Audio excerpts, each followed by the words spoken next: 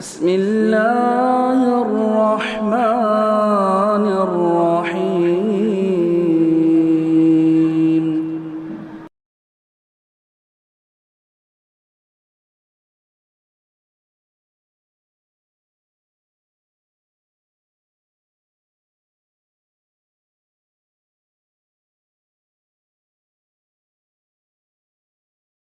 الحمدللہ رب العالمین والصلاة والسلام علی سید المرسلین وعلی آلہ وصحبہ اجمعین ومن تبعہم بإحسان الی یوم الدین.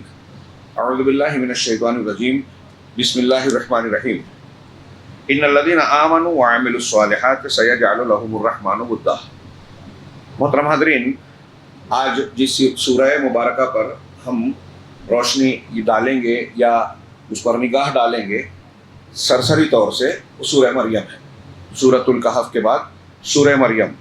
نام ہی سے ظاہر ہے کہ یہ ایک خاتون کا نام ہے، اور اس سورہ مبارکہ میں ان کے قصے کا خاص طور پر ذکر ہے، اور ان کے آل کی دینداری، دین کے لیے محنت، اور پھر ان کے ذریعے سے سیدنا عیسیٰ علیہ السلام کی معجزانہ ولادت، اور پھر تاریخ.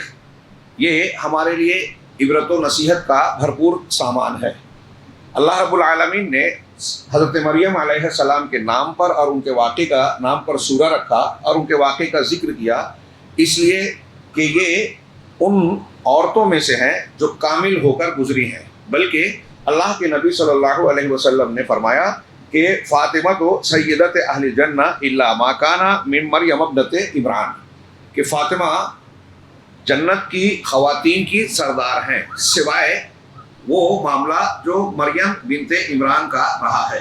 یعنی حضرت مریم علیہ السلام، ان کا درجہ بھی بہت اونچا ہے، اور یہ افضل اور انتہائی ممتاز خواتین میں سے ایک گزری ہیں. انہی کے نام پر اور ان کو بطور نمونہ پیش کرنے کے لیے اس سورہ مبارکہ کا نام رکھا گیا. اور پھر اس سورہ کے شروع میں بھی اللہ رب العالمین سے دعا کا ذکر ہے. سیدنا زکریا علیہ السلام جو بنی اسرائیل کے انبیاء میں سے ایک ہیں، اور حضرت مریم علیہ السلام اور ان کا رشتہ بھی تھا.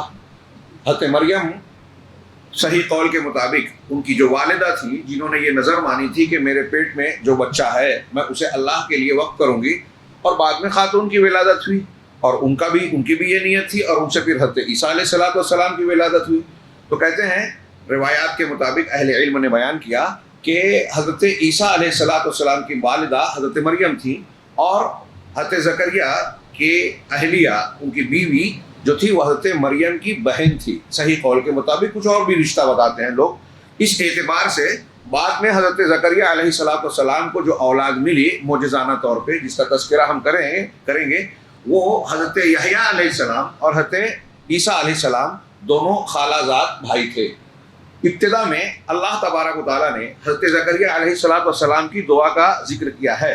رب انی وہن العظم منی واشتعل الراس شیبا، کہ پروردگار میری ہڈیاں کمزور ہو چکی ہیں اور میرا بال پک چکا ہے، بھڑک چکا ہے، بڑھاپے سے سفید ہو گیا ہے. رب انی خفت الموالیہ، پروردگار میں اپنے قرابت داروں کے سلسلے میں ڈرتا ہوں. اور پھر آگے آ رہا ہے، اس کا تذکرہ ہوگا کہ ایک وارث مانگا کہ میرا اور آل یعقوب کا وارث ہو، ایک شخص جو اس مشن کو، نبوی دعوت کو آگے بڑھائے. اور پھر ان کو بعد میں حضرت یحییٰ علیہ السلام کی بشارت دی گئی کہ ان کو اولاد ہونے والی ہے، جبکہ وہ بوڑھے ہو چکے تھے. یہ حضرت زکریا علیہ السلام دعا کر رہے ہیں. دعا عبادت کا حاصل ہے، مغز ہے، اور اس کی ایک بنیاد ہے، الدعاء هو العبادہ. یہ دعا کی دو قسم ہے. آپ جب قرآن مجید میں دعا یدعو کے مادے سے کئی جگہ پر فعل پڑھیں گے تو کہیں اس کا ترجمہ اللہ سے مانگنا اور دعا کرنا کیا جاتا ہے، اور کہیں اللہ کی عبادت کرنا کیا جاتا ہے. کچھ لوگوں کو اس سے ایک قسم کا خلجان ہوتا ہے کہ دعا کا لفظ ہے، اس کا ترجمہ عبادت کیسے کر رہے ہیں. تو یہ آپ کے ذہن میں رہنا چاہیے کہ دعا دو طریقے کی ہوتی ہے. دعا کی دو قسمیں بیان کی جاتی ہیں، ایک دعائے مسئلہ، ایک دعائے طلب جس کو کہتے ہیں، اور ایک دعائے عبادت. دعائے مسئلہ یہ ہے کہ بندہ اللہ سے کچھ مانگتا ہے کہ فلاں چیز مجھے چاہیے یا فلاں سے بچا. یہ دعائے مسئلہ ہے، سوال ہے، طلب ہے. اور دعائے عبادت یہ ہے کہ آپ اللہ کا ذکر کر رہے ہیں، پکار رہے ہیں. دعا مانے پکارنا. اللہ کو پکار تو رہے ہیں، لیکن اپنی بات جو پیش کر رہے ہیں اس میں کچھ مانگ نہیں رہے. الحمدللہ، تمام تعریف اللہ کے لیے ہے. یہ اگرچہ ذکر ہے لیکن یہ دعا بھی ہے.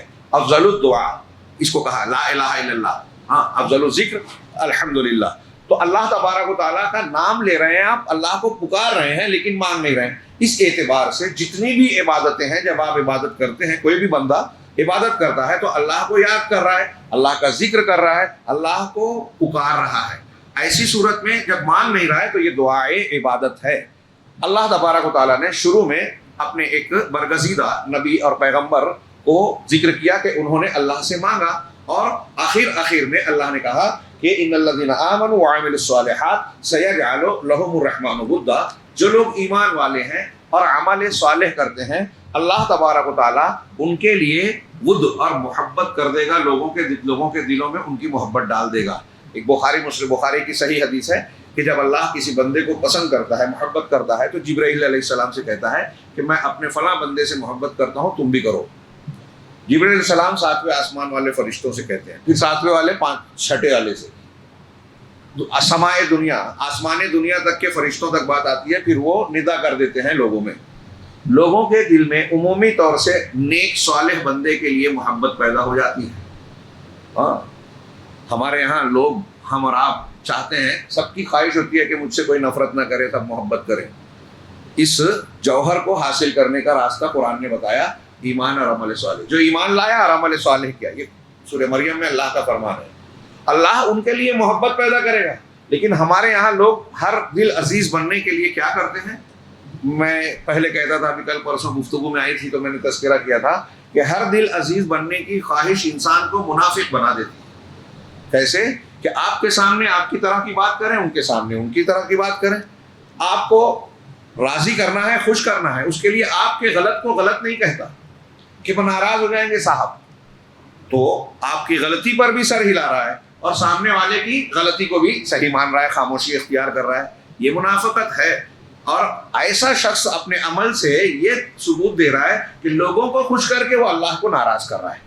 حضرت امیر معاویہ رضی اللہ تعالیٰ عنہ نے حضرت عائشہ صدیقہ اپنے زمانے میں ام المومنین کو خط لکھا کہ آپ مجھے نصیحت کیجیے کچھ. تو انہوں نے ایک خط لکھا, تو اس میں جواب میں کہا کہ جو شخص لوگوں کو خوش کرنے کے لیے اللہ کو ناراض کرے گا, اللہ اس سے ناراض تو ہوگا ہی, لوگوں کو بھی ناراض کر دے گا, لوگوں کے دل میں بھی اس کی ناراضگی ڈال دے گا. دیکھیے منافق آدمی کو اس کے اپنے لوگ بھی پسند نہیں کرتے کہ اس کا کوئی بھروسہ نہیں ہے. اور اللہ حضرت عائشہ کہتی ہے, حضرت معاویہ کو نصیحت کر رہی ہیں, جو لوگوں کو اللہ کو خوش کرنے کے لیے لوگوں کو ناراض کرے گا, یعنی اللہ خوش ہو یہ پرواہ ہے, لوگ ناراض ہوتے ہیں پرواہ نہیں. میں اکثر وہ شعر کہتا ہوں, توحید تو یہ ہے کہ خدا حشر میں کہہ دے یہ بندہ 2 عالم سے خفا میرے لیے ہے, اللہ کی خوشی کا لحاظ کر رہا ہے, لوگ ناراض ہو رہے ہیں, ہوتے رہیں. تو لوگوں کو ناراض کر کے جو اللہ کو خوش کرے گا, اللہ تو خوش ہوگا ہی, سیجعل لهم الرحمن ودا, اس کے لیے لوگوں کے دل میں بھی محبت ڈال دے گا. بالآخر جو کھرا سچا اچھا انسان ہوتا ہے, دشمن بھی کہتا ہے کہ ہے تو میرا دشمن لیکن آدمی بہت کھرا ہے, اچھا ہے. یہ اس سے پتہ چلتا ہے کہ انسان کی زندگی میں عبادت کتنی اہمیت کی حامل ہے. وہ سورہ مریم کے آغاز میں دعائے مسئلہ ہے اور آخر میں تعلیم ہے کہ دعائے عبادت صرف اللہ سے کی جائے, عبادت کا تعلق اور مانگنے کا تعلق صرف اللہ سے رکھی جائے, اور بندے نسلاً بعد نسل اس کے محتاج ہیں. اس سورے کا محوری عنوان, مرکزی موضوع جو ہے کہ اپنی اولاد میں اولاد کو دین کا وارث بنانا بہت اہم بات ہے.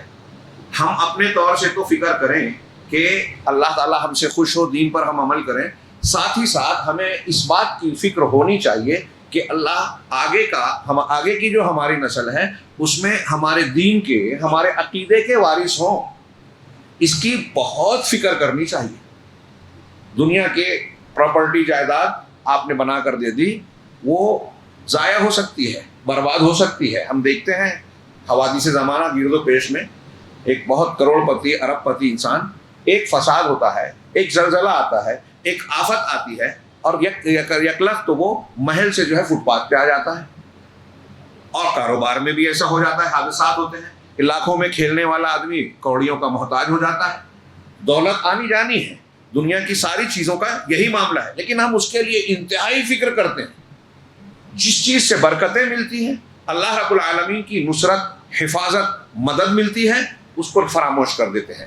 اگر ہم اپنے بچوں کو ڈاکٹر انجینئر بنانے کے لیے وہ اعلیٰ سے اعلیٰ مقام پائے، دنیا بڑے بڑے ملکوں میں جا کے، ترقی یافتہ ملکوں میں جا کے اونچی پوسٹ پائے، بڑی بڑی تنخواہیں پائے، بڑا کاروبار کرے، یہ سوچتے ہیں تو یہ ناجائز نہیں ہے، لیکن اس سوچ سے آگے، اس سے سوچ سے زیادہ اہم یہ ہے کہ ہمارا دین کا سچا وارث پیدا ہونا چاہیے۔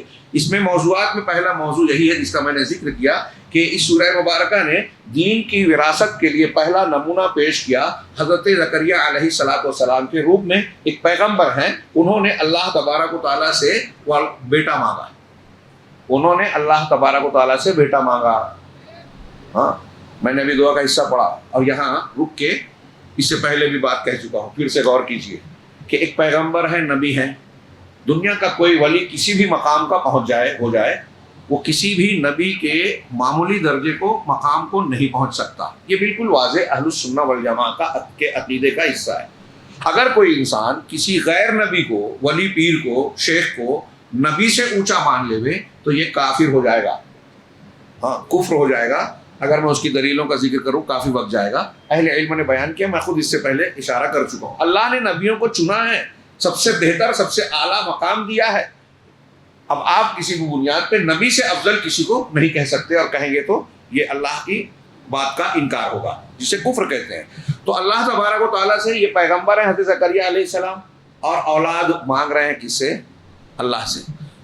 کتنی سمپل اور سادی سی بات ہے، سوچنے والی، موٹی عقل والا بھی جب سمجھ سکتا ہے کہ پیغمبر بھی اولاد اللہ سے مانگ رہے ہیں، تو ہمارے لیے کیسے درست ہوگا کہ ہم کسی پیر سے، کسی ولی سے، کسی انسان سے، کسی بھی مخلوق سے اولاد مانگیں؟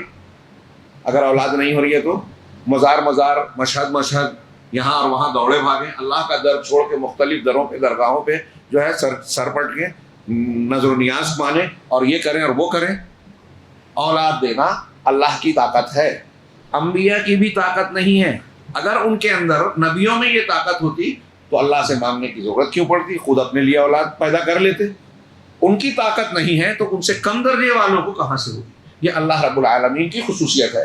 لیکن یہاں ایک جو نقطہ بیان کر رہے ہیں، جو سبق دے رہے ہیں، وہ یہ کہ حضرت زکریا علیہ السلام کی دعا کو آپ پڑھیں تو انہوں نے اولاد اس لیے نہیں مانگی کہ میری نسل چلے، دنیا کی زندگی میں میرے لیے بڑھاپے کی لاٹھی اور سہارا بنے، میرا نام زندہ رہے، وغیرہ وغیرہ، جو دنیا میں لوگوں کی خواہش ہوتی ہے کہ میری نسل رہے، اولاد رہے۔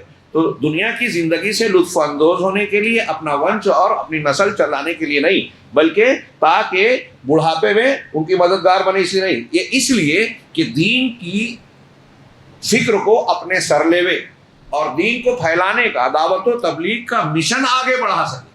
دعا کا کہ الفاظ ملاحظہ فرمائیں جو میں نے شروع میں پڑھا، رب انی وہن العظم منی واشتعل الراس شیبا، ہاں اس کے بعد آگے کا ایک جملہ ہے آیت نمبر 2 سے 15، وانی خفت الموالی من ورائی وکانت امراتی عاقرہ، کہ میں اپنے قرابت داروں کے سلسلے میں، رشتہ داروں کے سلسلے میں ڈرتا ہوں کہ ان میں کوئی اہل نہیں ہے مسند نبوت کے لیے، اور اگر کوئی ایسا شخص نہیں رہا تو خود میرے قرابت دار اور ارد گرد کے لوگ دین سے ہٹ نہ جائیں، لہٰذا میں چاہتا ہوں کہ میرا کوئی وارث ہو جو دین کے کاموں کو آگے بڑھائے۔ چنانچہ آگے کہتے ہیں فَهَبْ لِي مِن لَدُنْكَ وَلِيًّا، لہٰذا تو اپنے پاس سے میرے لیے ایک ولی، ایک وارث دے دے، ہاں یرثنی ویرث من آل یعقوب، ایک بیٹا دے دے جو میرا اور آل یعقوب کا وارث ہو، وَاجْعَلْهُ رَبِّ رَضِيًّا، اور اسے پسندیدہ اور محبوب بنا دے، ہاں مرنے کے بعد یہ میرا کام اور دین کی باتوں کو آگے بڑھا سکے۔ ہاں یہ اللہ حضرت زکریا علیہ السلام کی دعا ہے۔ اس کے بعد دوسری مثال، پہلی مثال یہ حضرت زکریا علیہ السلام کی ہے کہ دین کی فکر کر رہے ہیں، ہمیں بھی یہ فکر ہونی چاہیے کہ ہماری اگلی نسل قرآن حدیث پر اور توحید پر رہے۔ چاروں طرف سے فتنوں کی یلغار ہے، آپ کا بچہ، آپ کے بچے کے پراپرٹی کا، زندگی کا خطرہ ہے تو آپ اس کی سیفٹی کا انتظام کرتے ہیں، اس سے زیادہ اس بات کا انتظام کرنا چاہیے کہ اس کا دین محفوظ رہے۔ اگر دین بچ گیا تو اللہ کی مدد ملے گی، وہ توحید پر رہے گا، ایمان پر رہے گا تو اللہ تبارک و تعالیٰ کا حصار حفاظت اس کو سب بچائے گا، برکت دے گا، اور انشاءاللہ بھوکا سونے نہیں دے گا۔ یہ اللہ رب العالمین کا فضل و کرم کب ملے گا؟ جب آدمی ایمان اور عمل صالح پر رہے گا۔ تو اپنے بچوں کو، اگر آپ اور ہم چاہتے ہیں کہ ہماری اگلی نسل سیفٹی پائے، محفوظ رہے اور اللہ کی مدد پاتی رہے، ذلت سے بچی رہے، اس کا مال لٹ نہ جائے، وہ عذاب کا شکار نہ ہو، تباہی اور بربادی کے دہانے پر نہ جائے، اس پر کوئی دشمن مسلط نہ ہو، تو اسے ایمان اور عمل صالح کی تربیت دیجیے، وہ یہاں بھی جنت پائے گا اور آخرت میں بھی جہنم سے بچے گا۔ دوسری مثال جو نمونے کے طور پر اللہ رب العالمین نے سورہ مریم میں پیش کی ہے، وہ حضرت مریم بنت عمران کی ہے، جو کہ اللہ کے لیے اللہ تبارک و تعالیٰ کی جانب سے ان کی والدہ کو ایک نوازش کے طور پر ملی تھی۔ ان کی والدہ جو امراۃ عمران ہے، عمران کی بیوی، قبل ذالک لما نظر تھلے، جب انہوں نے اللہ کے لیے نظر مانی تھی، سورہ آل عمران میں انی نظر تو للرحمن، میں نے رحمان کے لیے نظر مانی ہے کہ میرے پیٹ میں جو بچہ ہے میں اس کو دین کے لیے محرر کروں گی، وقف کروں گی، اور یہ کہ وہ دین کی خادمہ بنے گی۔ جب وہ حاملہ ہوئی حضرت مریم علیہ السلام کی شکل میں، تو انہوں نے یہ نظر مانی تھی۔ اللہ تعالیٰ نے ان کے بطن سے، اس مریم کے پیٹ سے حضرت عیسیٰ علیہ السلام کو پیدا کیا۔ وہ آیتیں پڑھیے، وَاذْكُرْ فِي الْكِتَابِ مریم اِذِ انتَبَذَتْ مِنْ أَهْلِهَا مَكَانًا شَرْقِيًّا، اور یاد کرو، کتاب میں ذکر کرو مریم کا، جب وہ اپنے گھر والوں سے الگ ہو کر مشرقی مقام پر چلی گئی، فَأَرْسَلْنَا إِلَيْهَا رُوحَنَا، تو ہم نے ان کی طرف اپنی روح یعنی اپنی وحی بھیجی، فرشتے کے ذریعے ساتھ میں بھیجا۔ فَتَمَثَّلَ لَهَا بَشَرًا سَوِيًّا، ان کے سامنے ایک انسان کی شکل میں وہ آئے، اور اس کو دیکھتے ہی حضرت مریم علیہ السلام کے بارے میں سورہ آل عمران میں یہ ذکر گزر چکا کہ وہ عبادت و ریاضت کرتی تھی۔ محراب کی شکل میں ایک جگہ متعین تھی، وہاں وہ عبادت و ریاضت کرتی رہتی تھی، اور حضرت زکریا ان کے پاس کبھی کبھی جاتے تھے تو ان کے پاس بے موسم پھل دیکھتے تھے، پوچھتے تھے انا لک ھذا، یہ تم کو کہاں سے ملا؟ تو قالت ہی من عند اللہ، یہ اللہ کے پاس سے۔ یہ بھی ایک کرامت کی ایک مثال ہے قرآن سے۔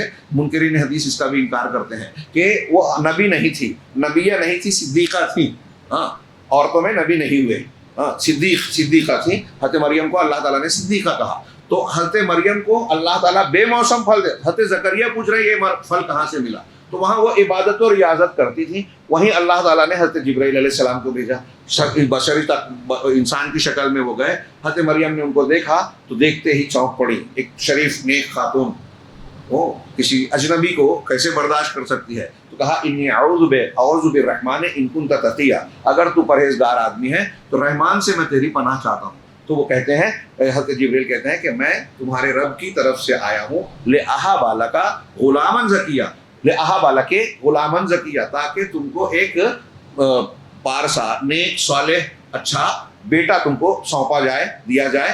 تو کہا کہ مجھ کو اولاد کہاں سے ہوگی جبکہ مجھے کسی انسان نے چھوا نہیں، اور نہ ہی میں بدکار ہوں، مجھے کسی مرد نے، کسی انسان نے چھوا بھی نہیں، اور نہ ہی میں برائی کرنے والی ہوں، ایسی نہیں ہوں، تو پھر مجھے اولاد کیسے ہوگی؟ کہا کہ تمہارے پروردگار نے ایسا ہی کہا ہے، اور یہ اس کے لیے آسان ہے۔ چنانچہ حضرت مریم علیہ السلام کو اللہ کی طرف سے پھونک ماری گئی، اور گویا ان کے پیٹ میں حمل قرار پایا۔ اب جب بچے کی ولادت کا وقت قریب آیا تو حضرت مریم علیہ السلام اس جگہ سے ایک دور کے مقام پر چلی جاتی ہیں۔ قرآن نے ذکر کیا فانتبذت بہ مکانا قصیا، دور کے مقام پر گئیں، فاجاءها المخاض الى جذع النخلۃ، چنانچہ یہ درد ذہ، بچے کی ولادت کا جو درد ہوتا ہے خواتین کو، اس کو درد ذہ کہتے ہیں، قرآن نے اس کو عربی میں مخاض کہا۔ فاجاءها المخاض الى جذع النخلۃ، اس مریم کو درد ذہ نے، حمل کے درد نے ایک کھجور کے درخت کے تنے کے پاس لے آیا۔ قالت یا لیتنی مت قبل ھذا وکنت نسیا منسیا، درد سے اور بدنامی کے خوف سے وہ کہتی ہیں، انہوں نے کہا کہ کاش کہ میں اس سے پہلے ہی مر گئی ہوتی اور میں بھولی بسری یاد ہو جاتی، کنت نسیا منسیا، یعنی خوف تھا کہ جب بچے کی ولادت ہوگی اور لوگ کہیں گے کہ بچہ کیسے ہوا تو میں کیا جواب دوں گی۔ یعنی ایک عورت کے لیے آپ سوچ سکتے ہیں، اور ایک ایسی خاتون جو شریف خاندان کی ہو، جس کا خاندان جو شریف ہو خود، اور خاندان بھی بہت اعلیٰ ہو، نبیوں والا، اس پر یہ الزام لگے کہ تم نے بدکاری کی ہے، اور میں کیسے ثابت کروں گی کہ مجھے کسی انسان نے نہیں چھوا؟ یہ ایک ناقابل قبول بات ہے بظاہر لوگوں کے لیے، تو میں کیسے لوگوں سے کہوں گی؟ تو یہ خوف اور اندیشہ ان کو افسوس اور فکر مند بنا، افسوس میں مبتلا کرتا رہا، اور وہ جملہ کہتی ہیں یا لیتنی مت قبل ھذا وکنت نسیا منسیا، اے کاش کہ میں اس سے پہلے ہی مر گئی ہوتی اور بھولی بسری ہو جاتی. فناداها من تحتها اللہ تحزنی، تو ان کو پکارا اللہ نے ان کے نچلے حصے سے.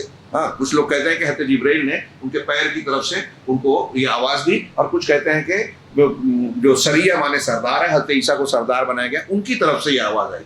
تو ان کے نیچے سے آواز آئی کہ آپ ڈرو نہیں، غم اور افسوس نہ کرو.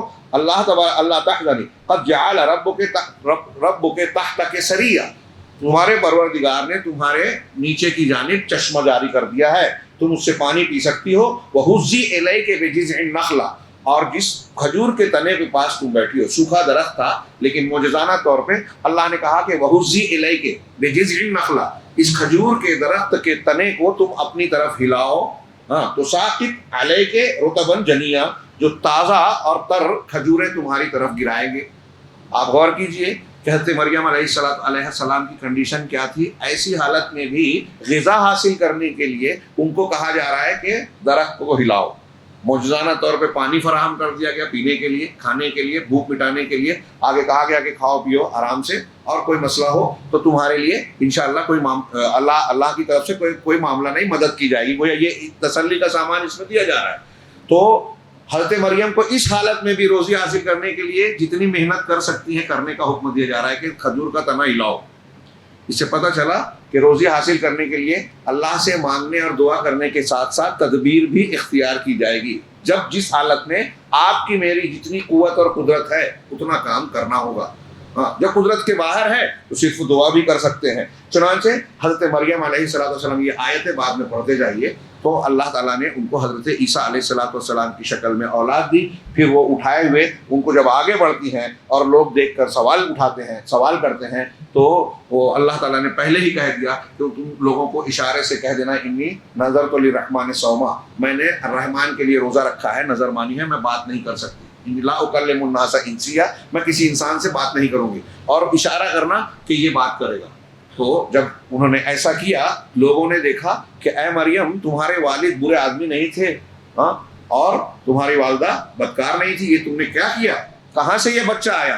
تو انہوں نے اشارے سے کہا میں روزہ ہوں، اور عیسیٰ علیہ السلام کی طرف اشارہ کیا. جو بچے تھے ابھی پیدا ہوئے ہیں، وہ کہتے ہیں کہ کیف نکلم من کان فی المہد صبیا، ہم اس سے بات کیسے کریں جو بچہ جو مہد میں بچے کی شکل میں، وہ کیسے بات کر سکتا ہے؟ اور جیسے ہی یہ کہا، خود حضرت عیسیٰ علیہ السلام کو اللہ تبارک و تعالیٰ نے قوت گویائی دی. انی عبداللہ، قال انی عبداللہ آتانی الکتاب وجعلنی نبیا، میں اللہ کا بندہ ہوں، اللہ نے مجھے کتاب دی ہے اور مجھے نبی بنایا ہے. وَأَوْصَانِي بِالصَّلَاةِ وَالزَّكَاةِ مَا دُمْتُ حَيًّا، اور مجھے وصیت کی ہے، تاکیدی حکم دیا ہے کہ میں نماز پڑھتا رہوں، زکوٰۃ دیتا رہوں جب تک میں زندہ رہوں.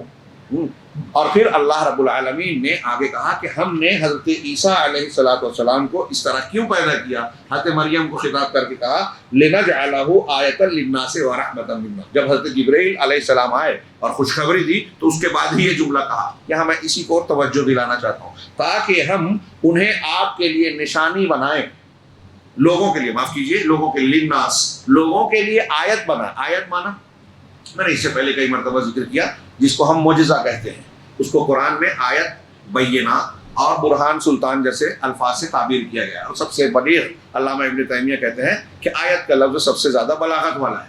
ہاں، اور یہ قرآن کی تعبیرات سب سے بلاغت والی ہے. تو چنانچہ اللہ نے کہا کہ ہم حضرت عیسیٰ کو لوگوں کے لیے آیت بنا رہے ہیں.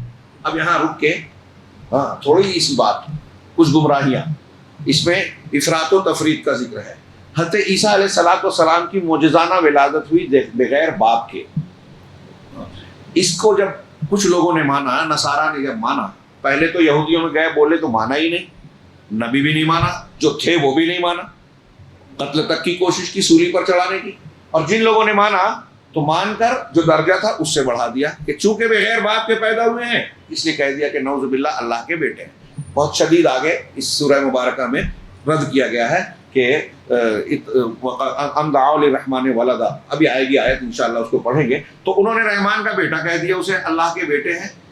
یہ کوئی معمولی بات نہیں تھی، بہت بڑی گستاخی ہے اللہ کی شان میں.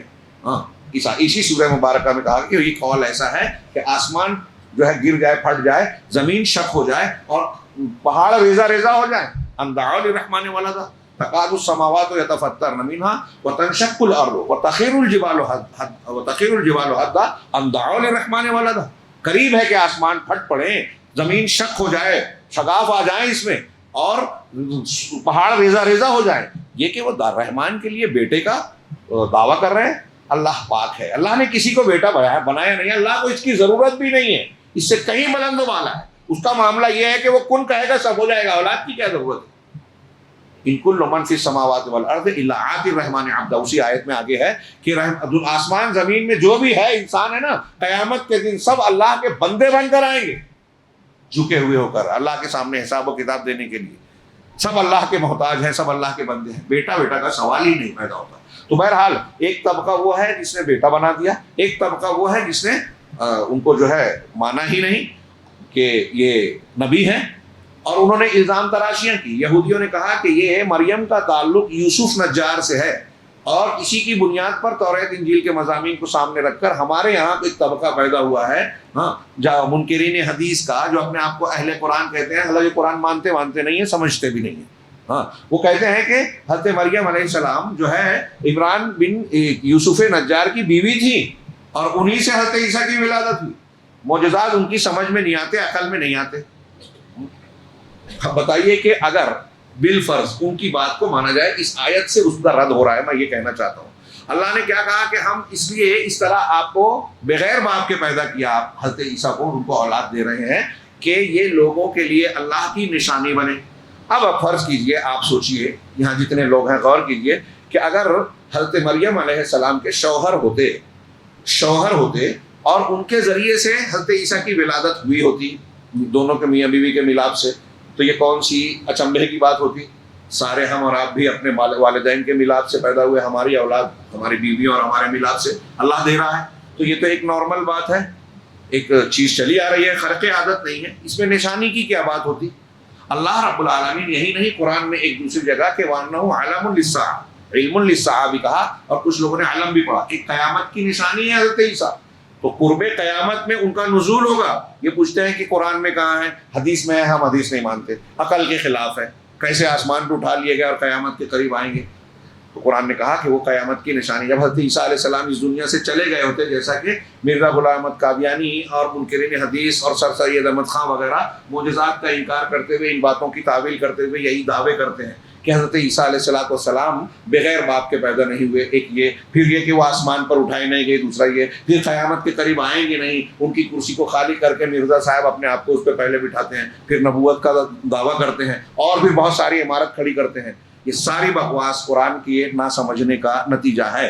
اللہ رب العالمین کہہ رہا ہے کہ اللہ نے انہیں نشانی بنایا، اور اللہ تبارک و تعالیٰ نے عیسائیوں کا نصارہ کا رد کرتے ہوئے سورہ مائدہ میں غالباً جو پہلے گزر چکا دلیل دی، توحید کی دلیل، اور حضرت عیسیٰ علیہ السلام کی جو الوہیت کا دعویٰ کر رہے ہیں اس کا رد کرتے ہوئے ایک دلیل یہ دی کہ اگر تم حضرت عیسیٰ علیہ السلام کو بغیر باپ کی ولادت ہونے کی وجہ سے اللہ کا بیٹا کہہ رہے ہو، دعویٰ کر رہے ہو، اللہ اور الہ کہہ رہے ہو، تو بتائیے کہ حضرت آدم علیہ السلام تو صرف باپ ہی نہیں، ماں کے بغیر بھی پیدا ہوئے، نہ ان کے باپ تھے نہ ماں تھی.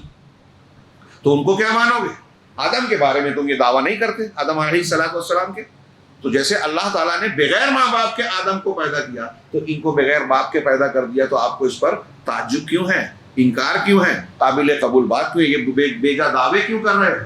کتنی صاف اور ستھری بات ہے. اس میں اللہ رب العالمین کی قدرت کا اور توحید کا مظاہرہ بھی ہے. لہذا حضرت عیسیٰ علیہ السلام کی ولادت ایک معجزہ ہے، اللہ کی قدرت کا منہ بولتا ثبوت ہے. خود حضرت زکریا علیہ السلام نے جب دعا کی اور ان کو بشارت دی گئی کہ ہم ایک بچے کی آپ کو بشارت دے رہے ہیں جن کا نام اس سے پہلے ہم نے کسی کا نہیں رکھا، وہ یحییٰ علیہ السلام ہے. اس میں بھی آپ دیکھیے کہ انہوں نے کہا کہ رب انی وہن العظم منی واشتعل الراس شیبا، اور آگے چل کے یہ بھی کہا کہ وامرأتی عاقر، کہ میں بوڑھاپے کو پہنچ گیا ہوں، ہڈیاں کمزور ہو چکی ہیں، اکڑ گئی ہیں، اور بالوں پر جو ہے، سر پر جو ہے بال پک گئے ہیں، بھڑک اٹھے ہیں. اشتعالہ کا لفظ ہے، یہ کنایا ہے، استعارہ ہے. تو اشتعالہ میرے بڑھاپے کی یہ حالت ہے، اور میری بیوی تو بانجھ تھی. اس بڑھا اللہ رب العالمین نے جب بشارت دی تو اس وقت بھی حضرت زکریا علیہ السلام نے یہ بات کہی تھی کہ مجھے اولاد کہاں سے؟ کہا اللہ کے لیے یہ آسان ہے. یہ معجزہ دیا. تو اس سے ہم کو یہ پتہ چلا اللہ رب العالمین نے اسباب کو پیدا کیا ہے اور اس کی قدرت اسباب کی محتاج نہیں ہے، وہ مسبب الاسباب بھی ہے اور اسباب کے بغیر بھی کام کر سکتا ہے، جیسا کہ یہاں دو واقعات کا تذکرہ ہے۔ نمبر 3، اس سورہ مبارکہ میں ایک تیسری مثال حضرت ابراہیم علیہ السلام اور ان کے والد کی ہے۔ یہاں الٹی مثال ہے کہ ابراہیم علیہ السلام توحید پر ہیں، حق پر ہیں، صحیح ایمان اور دلائل اور علم ان کے پاس ہے، باپ کو دعوت دے رہے ہیں اور باپ دعوت سے روک رہا ہے۔ یہ حضرت ابراہیم کے والد کی شکل میں یہ نمونہ پیش کیا، جنہوں نے اپنے بیٹے کو دین کی وراثت نہیں دی، شرک اور کفر کر رہے تھے۔ اس اعتبار سے حضرت ابراہیم علیہ السلام کا تو وراثت اگر باپ سے لیتے تو شرک اور کفر کی ہوتی، بت پرستی کی ہوتی، لیکن حضرت ابراہیم نے یہ نہیں لیا، بلکہ علم پر اور اپنے عقل و شعور کا استعمال کر کے توحید کو اختیار کیا۔ اس کے جب انہوں نے سچائی کو اختیار کیا تو باپ الٹا، جبکہ سچا دین باپ نے سکھایا نہیں ہے، اپنے بیٹے کو کی دعوت سے روک رہا ہے جب انہوں نے حق کی دعوت کا کام شروع کیا۔ اب یہاں ایک اور سبق ملتا ہے کہ باپ کی عزت و احترام اپنی جگہ اور ابھی آگے آ رہا ہے۔ حضرت ابراہیم نے بھی بہت عزت کی، لیکن توحید کے اور ایمان کے معاملے میں اگر باپ گمراہی کا شکار ہے تو بیٹے کو باپ کا مذہب قبول نہیں کرنا ہے۔ یہاں تقلید وراثت نہیں چلے گی۔ اگر ایک انسان یہ کہتا ہے کہ میرے باپ دادا شرک کرتے آئے ہیں، میں نے بھی کیا تو کیا غلط کیا، تو آپ نے غلط کیا، اس لیے کہ اللہ تعالیٰ نے آپ کو توحید کی فطرت پر پیدا کیا، خالق و مالک وہ ہے، دلائل بھیجا، انبیاء کو بھیجا، کتاب نازل کی، بے شمار دلائل۔ اور میں اکثر کہا کرتا ہوں کہ جو لوگ کہتے ہیں کہ ہم باپ دادا کے طریقے پہ ہیں، آپ دنیاوی امور میں باپ دادا کے سارے طریقوں کو فالو کرتے ہیں کیا، مانتے ہیں کیا؟ ہیئر اسٹائل، آپ کے کپڑے کا، لباس کا فیشن، طور طریقہ، یہ ساری چیزیں نوجوان کو وہ کوئی باپ بولتا ہے کہ ایسا بال مت رکھا، ابا آپ کا زمانہ الگ تھا، ہمارا الگ ہے، تو وہاں آپ دنیا داری میں باپ سے زیادہ سمجھنے لگے۔ دین کا معاملہ آتا ہے تو اپنی عقل کو جو ہے طاق میں رکھ دیتے ہیں کہ ابا دادا جو سمجھتے ہیں وہی صحیح ہے۔ حیرت کی بات ہے، حالانکہ کپڑے میں، ہیئر اسٹائل میں باپ والا طریقہ اختیار کرے تو کوئی عیب کی بات نہیں ہے شریعت کے دائرے میں، لیکن عقیدے میں نہیں چلے گا۔ بہرحال حضرت ابراہیم علیہ السلام جب حق کی دعوت دینے لگے تو باپ روکتے ہیں۔ اب حضرت ابراہیم کا ان کے والد کے ساتھ جو قصہ ہے اور جو دعوت ہے، اس سورہ مبارکہ میں بہت ہی شاندار انداز میں اس کا ذکر کیا ہے۔ جب حضرت ابراہیم نے یہ دعوت دی تو باپ نے گھر سے نکال دیا، اس سورہ میں ذکر ہے کہ تم مجھ سے دور ہو جاؤ ورنہ میں تمہارے ساتھ ایسا ایسا کروں گا، رجم کر دوں گا، کروا دوں گا۔ حضرت ابراہیم کو گھر سے نکال دیا، مشرک باپ کو چھوڑ دیا۔ حضرت ابراہیم نے کہا کہ میں آپ کو اور آپ کے دین کو اور معبودوں کو چھوڑتا ہوں، الگ ہوتا ہوں۔ اللہ رب العالمین نے باپ کو جو شرک کی بنیاد پر چھوڑا تھا، اس کے نتیجے میں اس سے کہیں عظیم الشان بدلہ دے دیا۔ ان کو اولاد دی حضرت اسحاق کی، حضرت اسماعیل تھے، حضرت اسحاق تھے، اسحاق کے بیٹے یعقوب، انبیاء کرام ہیں علیہ السلام، یعقوب کے بیٹے یوسف علیہ السلام۔ دنیا میں بھی اگر آپ کسی چیز کی قربانی دے رہے ہیں اللہ واسطے تو اللہ دنیا میں بھی آپ کو بہتر سے بہتر بدل دے گا اگر اللہ چاہے۔ چنانچہ اس میں ہمارے لیے درس ہے، اور اللہ تبارک و تعالیٰ نے آپ کی نسل میں انتہائی معزز قسم کے انبیاء کو مقرر کیا۔ یہاں میں اشارہ کروں ان آیتوں کا جس میں حضرت ابراہیم نے دعوت دی اور پھر حضرت ابراہیم کو ان کے والد نے ڈانٹا اور گھر سے نکالا۔ اللہ نے کہا وَاذْكُرْ فِي الْكِتَابِ ابراہیم، کہ اپنی اس کتاب میں ابراہیم کا ذکر کیجئے، اِنَّهُ كَانَ صِدِّيقًا نَبِيًّا، وہ بڑے راستی والے، سچائی کا ساتھ دینے والے سچے نبی تھے۔ نبوت کے ساتھ صداقت، صدیق بھی تھے، نبی بھی، اور سچائی نبی کے ساتھ جڑا ہوا ہے۔ اذ قال لأبیہ، جب انہوں نے اپنے والد سے کہا، باپ سے کہا، یہاں سچائی کے ساتھ حضرت ابراہیم کو صدیق کہا، سچائی والا کہا، تو وہ ایک بخاری مسلم کی حدیث ہے کہ حضرت ابراہیم نے اپنی زندگی میں 3 جھوٹ کے علاوہ کبھی جھوٹ نہیں بولا۔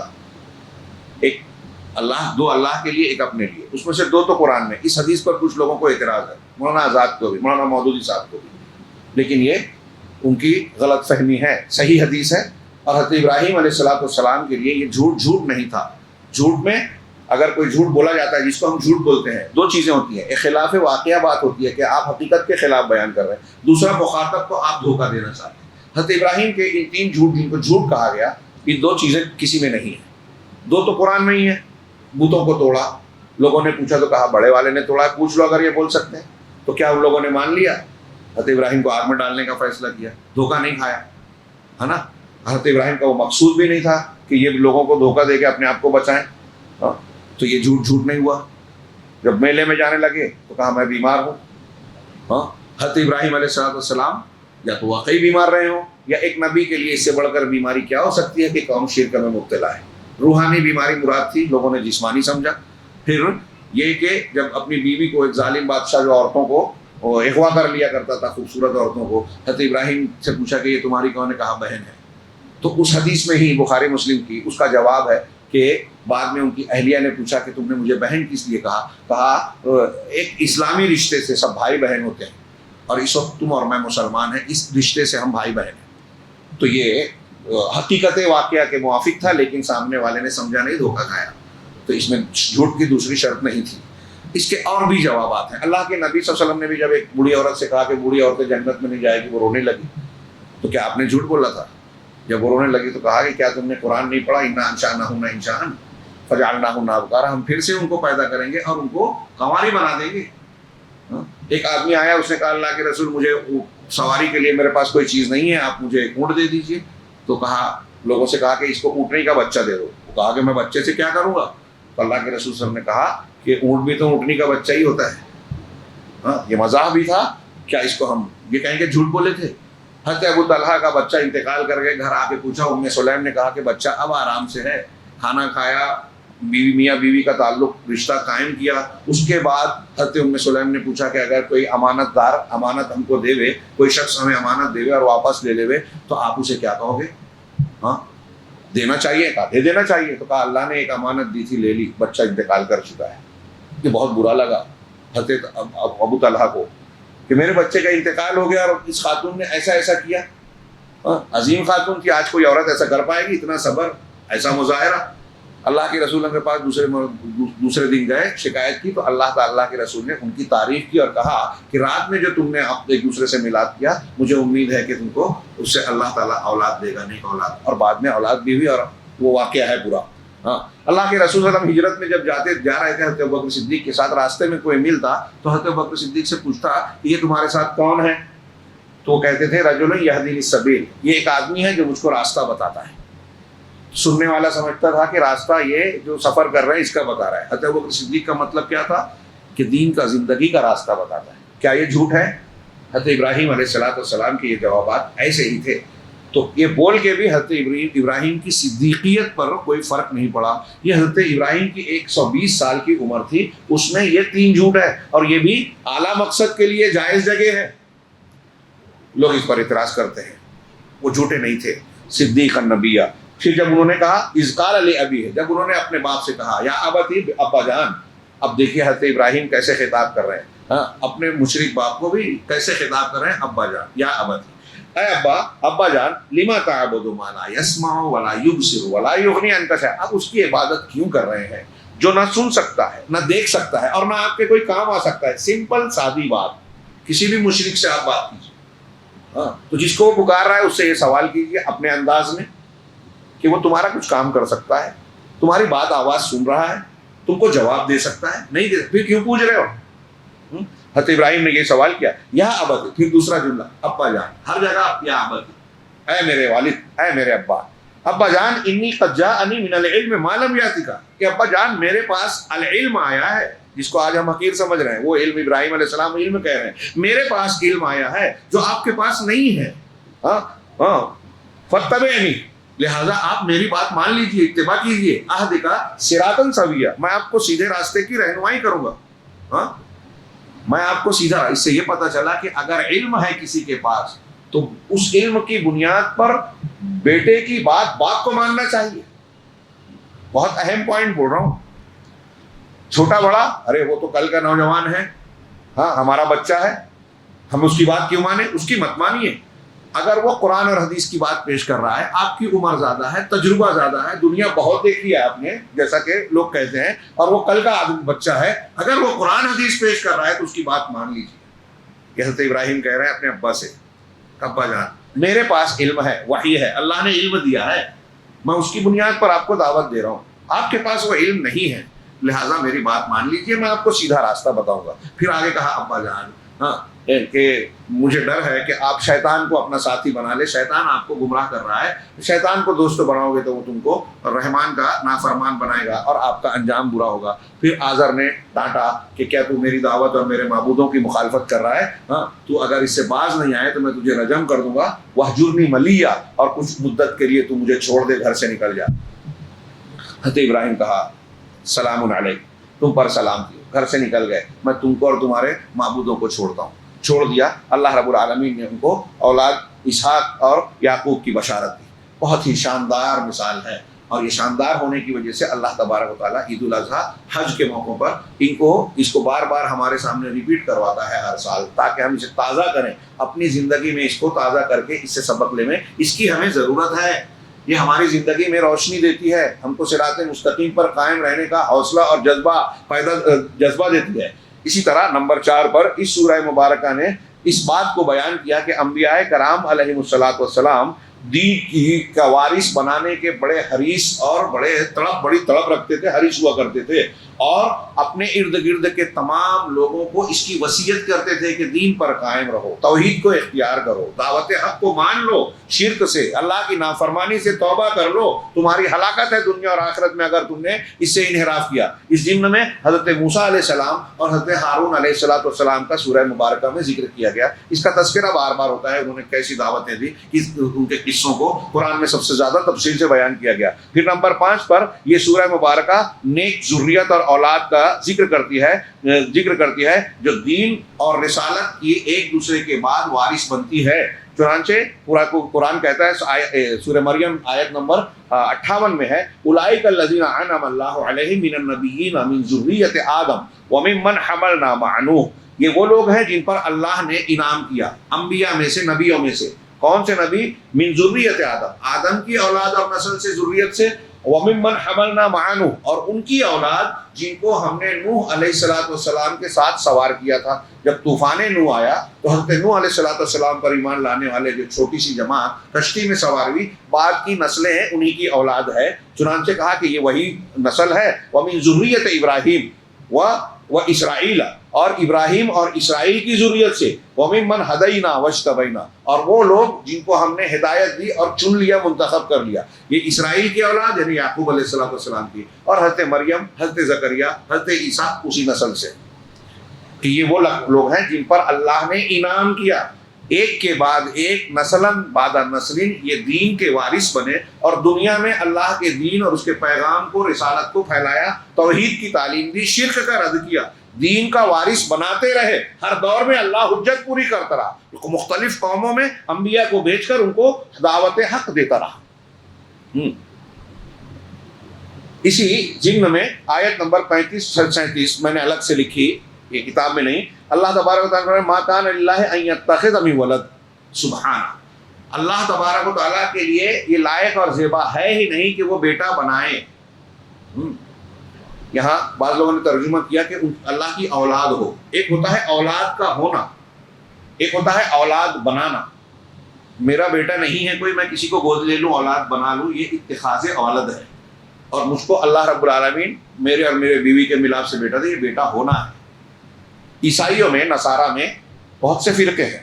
حضرت عیسیٰ علیہ السلام کے بارے میں بھی ان کے یہاں بڑا اختلاف ہے، بڑا شدید اختلاف۔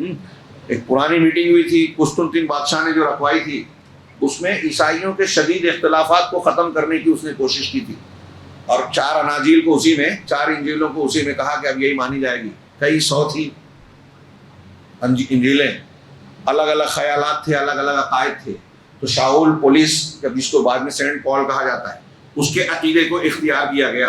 اس نے قسطنطین نے اسی کو ڈگری دی، جس کے قائل وہ کچھ 250-300 کے، کچھ کم و بیش کئی ہزار، 2-3-4 ہزار سے زیادہ پادریوں میں سے کچھ چند 100 لوگ یہ مانتے تھے، اسی کو ڈگری دی۔ تو اس تفصیل کا میں صرف اشارہ کر رہا ہوں۔ تو اس میں کچھ لوگ یہ مانتے تھے کہ حضرت عیسیٰ اللہ کے بیٹے ہیں، اور کچھ یہ مانتے تھے کہ حضرت عیسیٰ علیہ السلام پہلے انسان ہی تھے، بعد میں اللہ نے بیٹا بنا لیا۔ ہاں، وہ پہلے عالم ناسوت کے آدمی تھے، مادی دنیا کے، پھر اللہ نے ان کے اندر لاہوتیت یعنی روحانی زندگی اور اپنی صفات ڈال دی، اس طرح ان کو بیٹا بنایا۔ سمجھ رہے ہیں؟ تو یہ اتخاذ ولد اور ولد 2 الگ معنی ہوا، دونوں کا رد کیا اللہ نے۔ تو اللہ تعالیٰ نے کہا کہ اللہ تعالیٰ کے لیے لائق و زیبا ہے ہی نہیں، اس کو ضرورت بھی نہیں ہے کہ وہ بیٹا بنائے، سبحانہ ہو، یہ میں کہہ رہا ہوں ضرورت بھی نہیں، وہ پاک ہے اس سے، بلند و بالا ہے. اذا قضا امرا فانما یقول له کن فیکون، جب کوئی فیصلہ کرتا ہے تو اس کا معاملہ بس اتنا ہی ہے کہ وہ کن کہتا ہے ہو جا تو وہ ہو جاتی ہے. وان اللہ، اب وہ آگے کہا کہ حضرت عیسیٰ کی یہ دعوت ہے، وان اللہ ربی وربکم فاعبدوہ ھذا صراط مستقیم، کہ پرور اللہ ہی میرا بھی رب ہے تمہارا بھی رب ہے، اسی کی عبادت کرو، یہی صراط مستقیم ہے. اس آیت پر غور کرنے کی ضرورت ہے کہ صراط مستقیم کس کو کہا اللہ نے؟ توحید کو. یعنی اس کا مطلب یہ ہوا کہ اگر کوئی توحید سے ہٹ گیا تو اب وہ کتنی بھی عبادت کر رہا ہے، نوافل کی کا اہتمام کر رہا ہے، رمضان میں بہت ساری عبادتیں صدقہ و خیرات کر رہا ہے، توحید نہیں ہے تو صراط مستقیم پر نہیں ہے. یہ میری صرف اللہ کی عبادت کرو، یہی صراط مستقیم ہے. لیکن آگے اللہ نے کہا فاختلف الاحزاب من بینہم، چنانچہ اپنے درمیان ان کی مختلف جماعتوں نے اختلاف کیا. اس کا دو معنی علماء نے بیان کیا کہ نصارہ نے اور یہود نے. یہود نے حضرت عیسیٰ کو نبی بھی نہیں مانا، نصارہ نے مانا تو ماننے کے ساتھ بڑھا بھی دیا. لیکن نصارہ میں ایک طبقہ، یہ کہنا چاہیے جیسے ہمارے ہندوستان میں یا مسلمانوں میں اہل الحدیث کہلاتا ہے، یہ میں نہیں، مولانا آزاد نے بھی لکھا، میں نہیں کہہ رہا ہوں، ایسے وہاں ایک طبقہ رہا جس کو اہل الحدیث جیسا کہہ سکتے ہیں، جو کہتا تھا کہ جو انجیل کی تعلیمات ہے، نبی کی تعلیمات ہے، حواریوں کا جو منہج ہے وہی اختیار کیا جائے. اور اس میں ایک شخص تھا آریوس، اس نے تثلیث کے قائلین سے جنگ کی. وہ اس بات کے قائل تھے آریوس کہ حضرت عیسیٰ اللہ کے بیٹے نہیں، مخلوق تھے، بندے تھے، اور اللہ تین کا تیسرا نہیں، وحدہ لا شریک ہے، ایک ہے.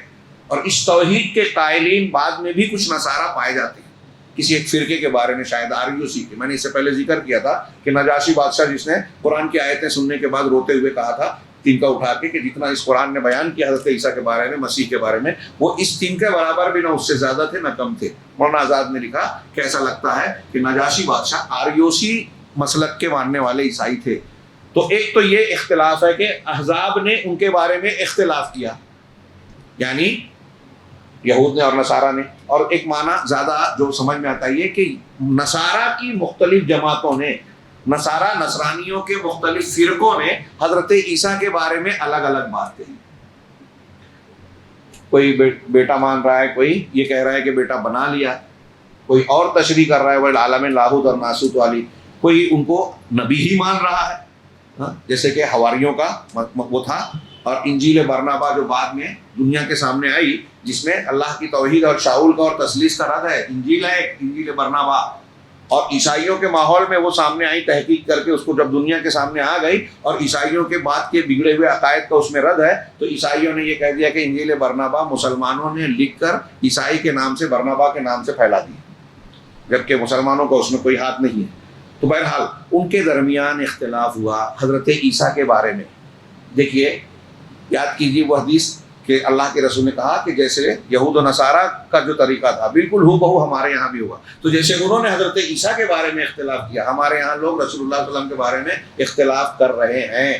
کوئی کہہ رہا ہے کہ اللہ کے رسول بشر نہیں، نور تھے، نور مجسم، عالم الغیب تھے، مختار کل تھے، ہر جگہ حاضر و ناظر، اللہ ہی تھے.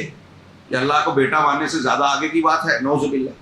وہی جو مستوی عرش تھا خدا بن کر اتر پڑا ہے مدینہ میں مصطفیٰ بن کر، یہ کہنے کی جرات کر ڈالی. اللہ کہہ دیا ان کو، وہی کہا ان اللہ هو المسیح.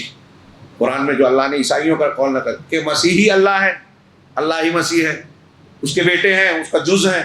ایک مولوی صاحب کو میں نے سنا تھا کہ جیسے ایک شہتی، ایک کیا کہتے ہیں تنا ہوتا ہے درخت کا، وہ بڑا لکڑا ہے، اور ماچس کی تیلی اس کا ایک ٹکڑا ہوتا ہے، چھوٹا سا تنکا ہوتا ہے. تو ایسے ہی اللہ رب العالمین کی ذات ہے اور محمد صلی اللہ علیہ وسلم اس کا ایک حصہ ہے، نعوذ باللہ. اس کے لیے وہ جھوٹی حدیث بیان کرتے ہیں کہ اللہ نے خود کہا کہ میں نے محمد کو اپنے نور سے بنایا. اول ما خلق اللہ نوری، اور اس طرح کی لولا کما خلقت الافلاک، تو نہیں ہوتا ہے محمد تو میں افلاک کو پیدا نہیں کرتا. سب جھوٹی بناوٹی خود ساختہ حدیثیں ہیں اور قرآن حدیث کی تعلیمات کے بالکل خلاف. ایک طرف یہ ہے کچھ لوگ نبی کو نبی مانتے ہیں اور پھر نبوت کے سلسلے میں کہیں افراد کرتے ہیں کہ آپ یہ بھی کر سکتے ہیں، آپ کا وسیلہ لگا کے دعا مانگے جا سکتی ہے جبکہ یہ حرام ہے. اور کچھ لوگ نبی کو نبی کے درجے سے ہٹا دیتے ہیں کہ ہمارے پیر صاحب اور ہم نے جس کے سلسلے پر بیعت کی ہے وہ آنکھ بند کر کے اللہ سے ڈائریکٹ لے لیتے ہیں، تو ہمیں نبی سے لینے کی ضرورت کیا ہے؟ نبی کا درجہ گھٹا دیا. کچھ لوگ کہتے ہیں کہ ہمارے امام کا قول آ گیا تو ہم امام کا قول لیں گے، اس لیے سنت کو نہیں مانتے. تعویل جو بھی کریں، کہا نبی کو مانتے ہیں اور ہم یہ عقیدہ رکھتے ہیں کہ ہمارے امام صاحب بھی حدیث صحیح کہہ رہے ہیں، لیکن کسی نہ کسی شکل میں نبی کی بات کو چھوڑ کر وہ امام کی بات مان رہے ہیں تو وہ تفریق کر رہے ہیں. فاختلف الاحزاب من بینہم، جیسے عیسائیوں نے حضرت عیسیٰ کے بارے میں اختلاف کیا، مسلمان کر رہے ہیں. ان کا جو مقام ہے وہ دیا جائے، وہی اہل حق ہیں. فویل للذین کفروا من مشہد یوم عظیم، تو عظیم دن، قیامت کے دن کے حاضری کے معاملے میں ان کے لیے جو کفر کرنے والے ہیں، نہ ماننے والے ہیں، ان کے لیے ویل اور تباہی ہے. ہمیں اپنے بارے میں بھی یہ سوچنا چاہیے کہ نبی کریم صلی اللہ علیہ وسلم، اولیاء، بزرگان دین، صالحین کے بارے میں مسلمان آپس میں اختلاف کرتے ہیں. اب نمبر 5 پر کہ اس سورہ نے نیک اولاد کا اور نسل کا ذکر کیا. آگے ہم بڑھتے ہیں کہ سورہ مبارکہ میں اللہ تبارک و تعالیٰ کا اولاد سے تنزیہ اور منزہ ہونے کا تذکرہ کیا ہے کہ اللہ تعالیٰ اولاد کی اولاد نہیں ہے اور اللہ کو اس کی حاجت بھی نہیں ہے. کیوں؟ اس لیے کہ وہ زمینوں اور آسمانوں کا خالق ہے، کائنات کا بنانے والا ہے اور پوری کی پوری کائنات اس کے زیر تصرف ہے. لہٰذا اس کے لیے باطل دعوے کی ضرورت ہی نہیں ہے. اللہ رب العالمین کو بڑھاپے کا سہارا، اس کی صفات میں کمی آئے گی، بعد میں سہارے کی ضرورت پڑے گی نہیں. تبارک ہے وہ ذات. ہم تبارک پہ بعد میں اگر وہ ذکر آئے تو بات کریں گے. تبارک اللہ کی ذات بابرکت ہے، اس کا کیا مطلب؟ اس کی ساری خوبیاں ہر وقت درجہ کمال کے، اس میں کوئی کمی نہیں آ رہی ہے. ہمیں اندر طاقت، جوانی آئی طاقتور ہے، صحت ہے خوب اچھی، بڑھاپا آنے لگا پھر اس میں ہلال آ گیا. انبیاء کو بھی ان مراحل سے گزرنا پڑا. بچہ پیدا ہوا کمزور ہے، دھیرے دھیرے اس کے اندر طاقت آ رہی ہے، جوانی میں شباب پر آیا اور پھر اس کے بعد پھر سے اس میں ہلال اور زوال شروع ہو گیا، انحطاط، کمزوری آنے لگی. یہ ساری کائنات کا معاملہ ہے. کسی کی عمر کم ہے، کسی کی زیادہ ہے. اللہ رب العالمین کی ذات جیسی ہے ویسی ہی ہے ہمیشہ سے، اس میں کوئی کمی نہ کبھی پہلے بھی نہ مستقبل میں ہونے والی ہے. تو اس کو کیا ضرورت ہے اولاد کی؟ اس کی کوئی، اس کے جیسی کوئی ہے ہی نہیں، تو بیوی کہاں سے ہوگی؟ بہرحال اللہ رب العالمین نے اس کا رد کیا اور میں نے جن آیتوں کا ذکر کیا تھا اسے پڑھ دوں. اللہ نے فرمایا وَقَالُوا اتَّخَذَ الرَّحْمَنُ وَلَدًا، انہوں نے کہا کہ اللہ نے بیٹا بنایا ہے.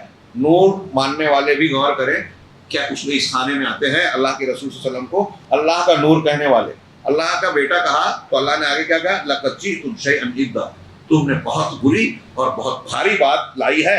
تَكَادُ السَّمَاوَاتُ يَتَفَطَّرْنَ مِنْهُ، قریب ہے کہ اس سے آسمان پھٹ جائیں. وَتَنشَقُّ الْأَرْضُ، زمین شق ہو جائے. وَتَخِرُّ الْجِبَالُ هَدًّا، اور پہاڑ ریزہ ریزہ ہو جائیں. ان دعوا للرحمن ولدا، کہ انہوں نے رحمان کے لیے بیٹے کا دعویٰ کیا ہے. وما ينبغي للرحمن ان يتخذ ولدا، رحمان کے لیے یہ لائق اور زیبا ہے ہی نہیں کہ وہ بیٹا بنائے. ان كل من في السماوات والارض الا آتي الرحمن عبدا، یقیناً آسمانوں اور زمین میں جو بھی ہے سب اللہ کے سامنے بندہ بن کر پیش ہونے والے ہیں. قیامت کے دن آئیں گے بندہ بن کر، عبد بن کر. لقد احصاهم وعدهم عدا، اللہ نے ان سب کو گن رکھا ہے اور شمار کر رکھا ہے، ایک ایک کو گن رکھا ہے.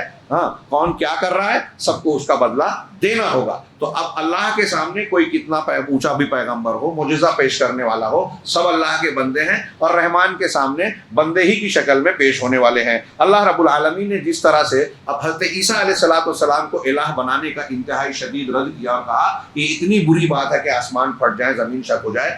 شرک ایسا ہی جرم ہے. اللہ کے حق میں بندوں کو شریک کرنے کا اتنا بڑا معاملہ ہے، غور کیجئے. اور ہمارے یہاں لوگ کئی مقامات پر اس طرح کے دعوے کرنے سے ڈرتے نہیں ہیں کہ دیکھیے شیخ عبد القادر جیلانی جو ہے فلاں کو اولاد نہیں ملی تو لوح محفوظ میں جو ہے اس کو کاٹ کے یہ لکھا، اللہ سے لڑائی کر لی اور ان سے عورت کے لیے جو ہے ایک بیٹا نہیں تھا لکھا تھا، تقدیر میں 7 بیٹا دلوا دیا. انا للہ و انا الیہ راجعون. اس طرح کے واقعات بیان کر کے اللہ کی شان، اس کی عظمتوں کی رعایت کے سلسلے میں گستاخی کرتے ہیں. لوگوں کو اس طرح سے پیش کرتے ہیں جیسے اللہ رب العالمین کا معاملہ دنیا کے بادشاہوں کے جیسا ہے اور اپنے محبوب بندوں کے سامنے وہ ٹوٹ جاتا ہے، ڈگمگا جاتا ہے، جھک جاتا ہے. اس کے فیصلے کو لوگ بدلوا لیتے ہیں. اللہ کو سمجھا ہی نہیں ہے ان لوگوں نے. وما قدر اللہ حق قدرہ، اللہ کی قدر اور عظمت کو پہچانا ہی نہیں ہے. رحمان کے سامنے فرشتے ہو یا انبیاء بولنے کی اجازت کے بغیر کوئی بولے گا نہیں. تو لڑائی کیا کرے گا؟ فیصلہ کیا بدلوائے گا؟ کوئی اللہ کے فیصلے کو بدلوا نہیں سکتا. یہ ہے توحید، اور یہ ہے توحید کا مقام کہ اگر کوئی شرک کرتا ہے، اللہ سے جوڑتا ہے، تو چھوٹا موٹا گناہ نہیں ہے اور وہ اس لائق نہیں ہے کہ اگر شرک کی توبہ کیے بغیر مر جائے تو جہنم سے نکلے. معاف کرنے کے لائق بھی نہیں ہے وہ. دنیا میں حکومتوں میں ہم کہتے ہیں کہ کوئی حکومت کے خلاف، قانون کی خلاف ورزی کوئی کرے، چھوٹے موٹے گناہ کرے، معاف کیا جاتا ہے، جرمانہ دیا جاتا ہے، جیل ہوتی ہے اور سزائیں ہوتی ہے. لیکن اگر کوئی یہ کہے کہ میں بادشاہ کو بادشاہ نہیں مانتا، میں اس حکومت کے قانون کو نہیں مانتا، اس کو حکومت کا باغی مانا جاتا ہے اور کوئی بھی حکومت اسے معاف نہیں کرتی، عام طور سے سزائے موت ہی دی جاتی ہے۔ اسی طریقے سے اس سورہ مبارکہ میں کچھ فوائد کا ذکر کیا انہوں نے۔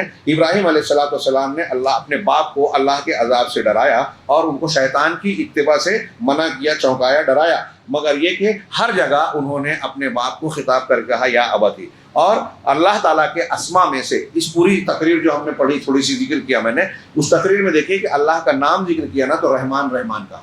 کیوں؟ کہ دیکھیے ابا جان آپ میرے والد ضرور ہیں لیکن وہ اللہ کیا ہے؟ رحمان ہے۔ میری پیدائش پرورش میں آپ کا احسان ہے لیکن اس سے بڑا احسان تو رب کا ہے نا جو رحمان ہے۔ اس نے تو آپ کو بھی پیدا کیا، آپ کو مجھے بھی پیدا کیا اور آپ کو یہ سب کرنے کی توفیق دی، ساری رحمتیں اس کی ہے، آپ شرک کر رہے ہیں پھر بھی وہ آپ کو موقع دے رہا ہے۔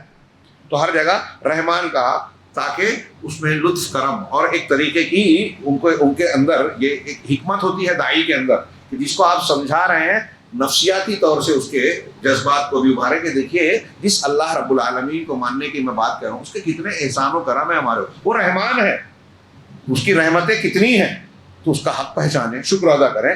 ہاں، اور یہ اس لیے کہ اس حکمت پر اس پر غور کر کے باپ جو ہے حق کو قبول کرے۔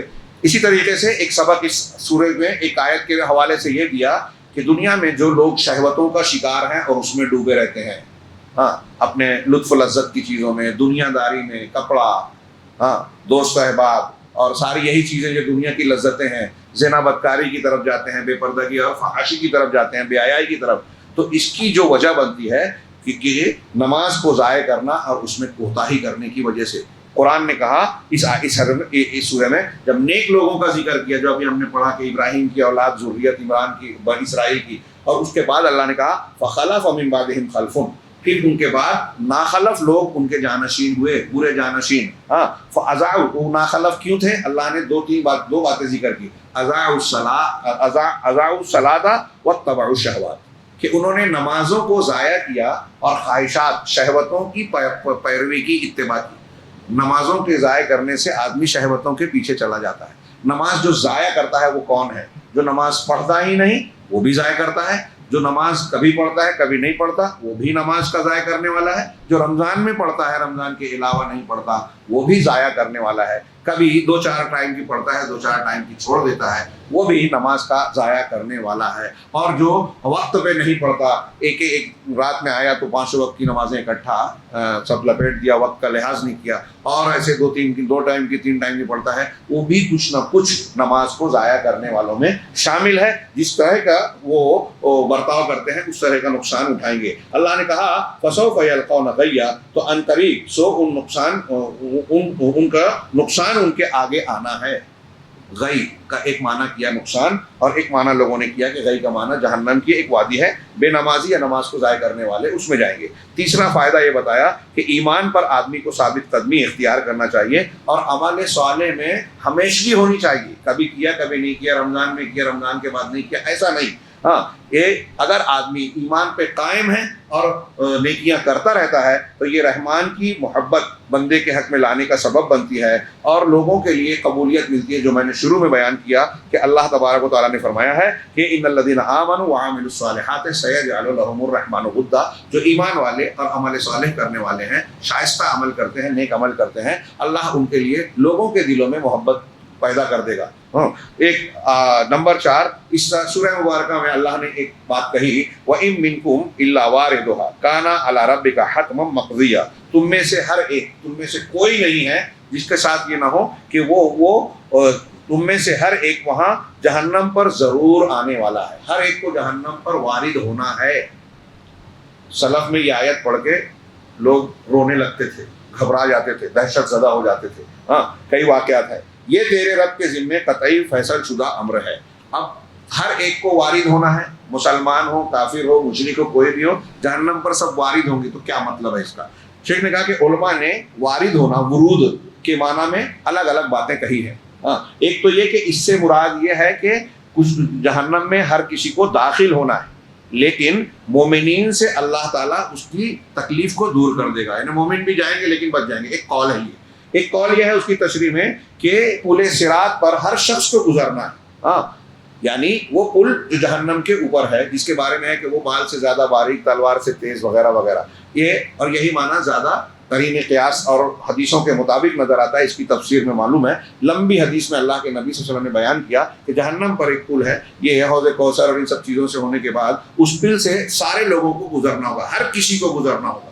اب جو ایمان کے جتنے اعلیٰ مقام پر ہے اتنی تیزی سے وہ اس پل کو پار کرے گا. کوئی بجلی کی رفتار سے، کوئی پلک جھپکتے نکل جائے گا، کوئی تیز رفتار گھوڑے کی رفتار سے اس پل سے پار ہو جائے گا، اور کوئی اس سے دھیرے، کوئی اس سے دھیرے.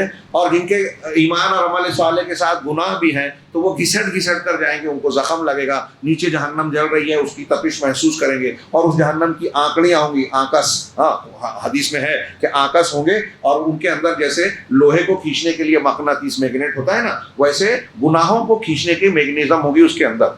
جو جتنا گنہگار ہوگا وہ اتنی تیزی سے اس کی طرف کھینچائے گا، اور جو کافر مشرک ہوگا، نیکیاں نہیں ہوگی، ضائع ہو چکی ہوگی، وہ کھینچ کر جہنم میں گر جائے گا. کچھ مسلمان بھی گریں گے، بعد میں وہ باہر نکالے جائیں گے، اور گھسٹ پسٹ کے کچھ لوگ زخمی حالت میں پار کریں گے. تو وَإِن مِّنكُمْ إِلَّا وَارِدُهَا کا ایک معنی یہ بیان کیا جو حدیث کے مطابق زیادہ مضبوط ہے. تیسرا یہ کہ کچھ لوگ کہتے ہیں کہ ہر شخص کو جہنم کے قریب جانا ہے، اس کے اوپر آنا ہی ہے، اس سے قریب ہونا ہی ہے.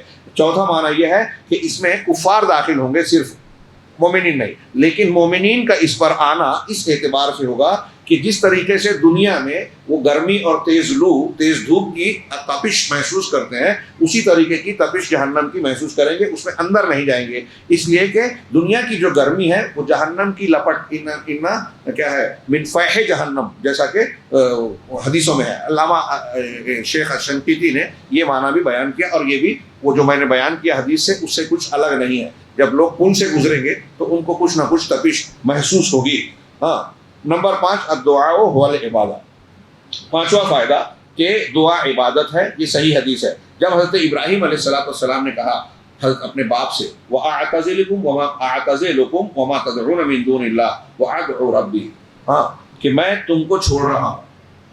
پھر سے اس کو یاد کیجئے، میں نے بیان کیا ہے لیکن قرآن کی آیت کے حوالے سے کہ میں تم لوگوں کو چھوڑ رہا ہوں، تم سے علیحدگی اختیار کر رہا ہوں. وما تدعون من دون اللہ، اور جن کو تم اللہ کے سوا پکارتے ہو، عبادت کرتے ہو، پوجا پاٹ کرتے ہو، ان کو بھی چھوڑ رہا ہوں.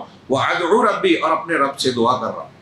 تم کو چھوڑ کے اللہ سے مانگ رہا ہوں. کیا مانگ رہا ہوں؟ عسیٰ اللہ اکون بدعاء ربی شقیا، مجھے یقین ہے کہ میں اپنے پروردگار سے دعا مانگنے میں محروم نہیں رہوں گا. حضرت ابراہیم نے جب یہ اعتماد اللہ پر بھروسہ کیا اور اللہ کے واسطے گھر بار کو، مشرکین کو، شرک کو چھوڑ دیا، تو اللہ تعالیٰ نے کہا وَإِذَا کیا ہے وَإِذَا تُتْلَى نہیں، اس میں آگے اللہ نے کہا کہ ہم نے پھر ان کو اسحاق اور اسحاق کے بعد یعقوب کی بشارت دی اور یہ اولاد عطا کی. وہی جو میں نے کہا کہ اللہ واسطے قربانی دیں گے تو اللہ عوض دیتا ہے. اسی طرح قرآن اس کی آخری بات وَإِذَا تُتْلَى عَلَيْهِمْ آيَاتُنَا بَيِّنَاتٍ، جب ان پر ہماری واضح آیتیں، نشانیاں تلاوت کی جاتی ہیں. قَالَ الَّذِينَ كَفَرُوا لِلَّذِينَ آمَنُوا، تو کافر لوگ ایمان والوں سے کہتے ہیں. یہ آخری نقطہ، آخری بات ہے. ہاں، تو کافرین قرآن کی آیتیں جب پڑھی جاتی ہیں تو کفار مومنین سے کیا کہتے ہیں کہ اَيُّ الْفَرِيقَيْنِ خَيْرٌ مَقَامًا وَأَحْسَنُ نَدِيًّا، کہہ رہے تم یہ ہم کو بتا رہے ہو قرآن کی آیتیں، یہ بتاؤ کہ مقام و مرتبے کے اعتبار سے اور مجلس کے اعتبار سے کس کی مجلس شاندار ہے، کون زیادہ بہتر ہے حالات میں، اور کس کی مجلس شاندار ہے. تم جو ہے چھوٹے موٹے ٹوٹے پھوٹے گھر میں رہتے ہو، ہم 5 اسٹار گھر میں رہتے ہیں. ہاں، تمہارے پاس سائیکل نہیں ہے، ہمارے پاس جو ہے دنیا کے اعلیٰ سے اعلیٰ کمپنیوں کی سواریاں ہیں. تمہارے پاس لباس اتنے پھٹے پرانے ہیں، ہمارے پاس زرق برق لباس ہیں. تمہارے پاس کمزوریاں ہیں، تمہاری مجلسیں کیسی ہیں، ہماری مجلسوں کو دیکھو کتنی اعلیٰ شاندار، اور وہاں کیسے کیسے دور چلتے ہیں، اعلیٰ سے اعلیٰ لذیذ مرغوب خوشنما کھانے پینے کے سامان ہیں. یہ جو کفار کا جو یہ میں آج کے ماحول میں اس آیت کا مفہوم ظاہر کر رہا ہوں کہ اس کو آج فٹ کیجئے کہ ایک صاحب حق ہے، اگر اس کے پاس غربت ہے، اسباب کی کمی ہے، اور ایک ناحق ہے، مشرک ہے، کافر ہے، تو وہ بھی یہی کہتا ہے. بہت سے لوگ اسلام کی طرف اس لیے ان کو روکا جاتا ہے، کہہ رہے دیکھو مسلمانوں کے حالات کتنے خراب ہیں، ان کے علاقے گندے ہیں، ٹوٹے پھوٹے ہیں، ان کے اندر ایسا ہے، ان کی جو پڑپٹی ہے، جھگی ہے، یہ ہے، وہ ہے اس میں کچھ کوتاہیاں بھی ہیں، لیکن یہ حق اور ناحق ہونے کی دلیل نہیں ہے. یہ جھوٹا فریب ہے، شیطانی جو ہے دھوکہ ہے. اس پہ اسی کہا کہ یہ آیت بتا رہی ہے کہ اہل کفر اور اہل باطل کی یہ روش رہی ہے، ان کا یہ انداز اور مزاج ہے کہ وہ اللہ کی حجتوں، آیتوں اور دلیلوں کے مقابلے میں کیا پیش کرتے ہیں؟ جو دنیا کی نعمتیں ان کے پاس ہے اس کو پیش کرتے ہیں۔ اللہ کی باتوں، رسول کی باتوں کا جواب نہیں ہے ان کے پاس، لیکن کہتے کیا ہیں؟ تم یہ دلیل پیش کر رہا، ہمارے پاس یہ ہے، گھر بار ہے۔ تو میں نے اس سے پہلے والے میں کہا تھا کہ کچھ لوگ دنیاوی نعمتوں کو اپنا حق سمجھتے ہیں، یہ سمجھتے ہیں کہ یہ ہمارے حق ہونے کی دلیل ہے۔ یہ بہت بڑا دھوکہ ہے۔ اس بات کی دلیل سمجھتے ہیں کہ اللہ ہم سے راضی ہے، اور ایک سچا آدمی سچائی پیش کر رہا ہے، حق پیش کر رہا ہے، تو اس کے حق کو اس لیے قبول نہیں کرتے ہیں کہ دنیاوی اعتبار سے وہ کمزور ہے، غریب ہے، اس کے پاس اسباب نہیں ہے، دنیا کی دولت نہیں ہے، تو وہ سمجھتے ہیں کہ یہ ناحق ہے۔ تو یہ حق اور ناحق کی دلیل نہیں ہے۔ کافروں کا یہی مزاج ہے کہ وہ اپنی نعمتوں جو ان کو حاصل ہے اس پر مگن رہتے ہیں، وَيَفْرَحُونَ بِحَالِهِمُ الْمُقَدَّمَةِ فِيهِمْ، اور اس میں جو ان کے آگے کے حالات ہیں اس پر وہ مگن اور خوش رہتے ہیں۔ اور یہ کیوں ہیں؟ اس لیے دنیا کی زندگی پر اس لیے نازا رہتے ہیں کہ وہ آخرت پر ایمان نہیں رکھتے، جبکہ آخرت بہتر ہے اور پائیدار ہے، ہمیشہ رہنے والی ہے۔ کاش کہ وہ جانتے۔ ایک مومن آدمی غربت کے باوجود قناعت اور دین پر جمع اس لیے رہتا ہے کہ بکتا نہیں ہے، اپنا ضمیر نہیں بیچتا، کہ وہ مانتا ہے کہ آخرت میں ہم کو اصل نعمت ملنے والی ہے۔ نبی نے، قرآن نے بیان کیا ہے کہ کفار و مشرکین دنیا میں اگر اچھل کود مچائیں تو تم دھوکے میں مت پڑو، تو ان کے لیے دنیا میں ہے، تمہارے لیے آخرت میں۔